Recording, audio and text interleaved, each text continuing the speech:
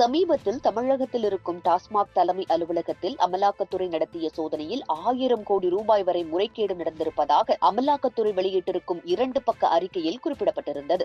ஆனால் அதில் தனிப்பட்ட முறையில் யாருடைய பெயரும் குறிப்பிடப்படவில்லை. ஆனாலும் அமைச்சர் செந்தில் பாலாஜி தான் முழு பொறுப்பும் டாஸ்மாக் தொடர்பாக பார்த்து வந்தார். இந்த சூழ்நிலையில் அமைச்சர் PTR பழனிவேல் தியாகராஜன் மதுபான கடைகள் குறித்து பேசிய ஆடியோ ஒன்று தற்போது வைரலாகி வருகிறது. நேற்று அமலாக்கத்துறை வெளியிட்டிருக்கும் தகவலின்படி தற்போது செந்தில் பாலாஜி கைது செய்யப்பட்டு திகார் சிறை செல்வார் என்று கூறப்பட்டு வருகிறது. சிறைக்கு சென்று வந்தாலும் அவரின் பொறுப்பும் மரியாதையும் திமுகவில் குறையவில்லை. ஆனால் ஒருமுறை அமைச்சர் PTR பழனிவேல் தியாகராஜன் திமுகவில் நடந்த மிகப்பெரிய ஊழல் குறித்து பேசியது தொடர்பான ஆடியோ ஒன்று வெளியானதும் உடனடியாக தமிழக அரசு அவரது அமைச்சர் பதவியை மாற்றியமைத்தது. ஆனால் செந்தில் பாலாஜி மீது ஊழல் புகார்கள் எல்லாம் வந்த போதும் கூட அவருக்கு அந்த இடத்தை விட்டு தரவில்லை. அதற்கான காரணம் டாஸ்மாக் மூலம் ஸ்டாலினுக்கு பணம் சம்பாதித்து கொடுத்தது என்றே சொல்லப்பட்டது. அதனாலேயே செந்தில் பாலாஜிக்கு அனைத்து வசதிகளையும் திமுக செய்து கொடுத்திருப்பதாக பேச்சுக்கள் எழுந்து வருகிறது. இந்த நிலையில் அமைச்சர் பழனிவேல் தியாகராஜன் கடந்த சில ஆண்டுகளுக்கு முன் அளித்த பேட்டியில் டாஸ்மாகில் மதுபானம் விற்கப்படுவது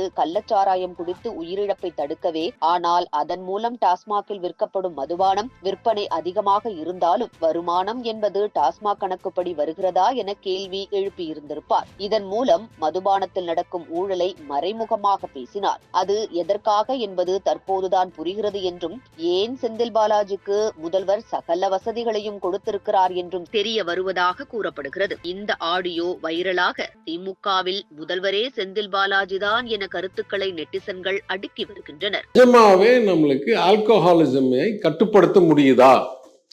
எதுக்காக நம்ம டாஸ்மாக் கொண்டு வந்தோம்? கள்ளக்கடத்தெல்லாம் இருக்கக்கூடாது, காய்ச்சக்கூடாது, அதனால உயிர் பாதிப்பு வரக்கூடாது.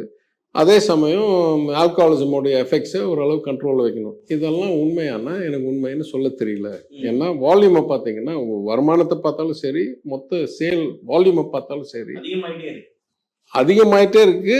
அதே சமயம் பல மாநிலங்கள் அளவுக்கோ இல்லை அடுத்த ஸ்டேட் அளவுக்கோ சிட்டி அளவுக்கோ அதிகரிக்கலை.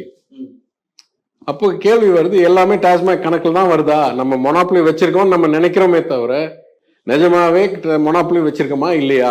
இது போன்று முக்கிய நிகழ்வுகள், அரசியல் தகவல்களை ஆழமாகவும் மாறுபட்ட கோணத்திலும் அறிந்து கொள்ள மறக்காமல் உங்கள் IND தமிழ் 24x7 பக்கத்தை பின்பற்றிக் கொள்ளவும்.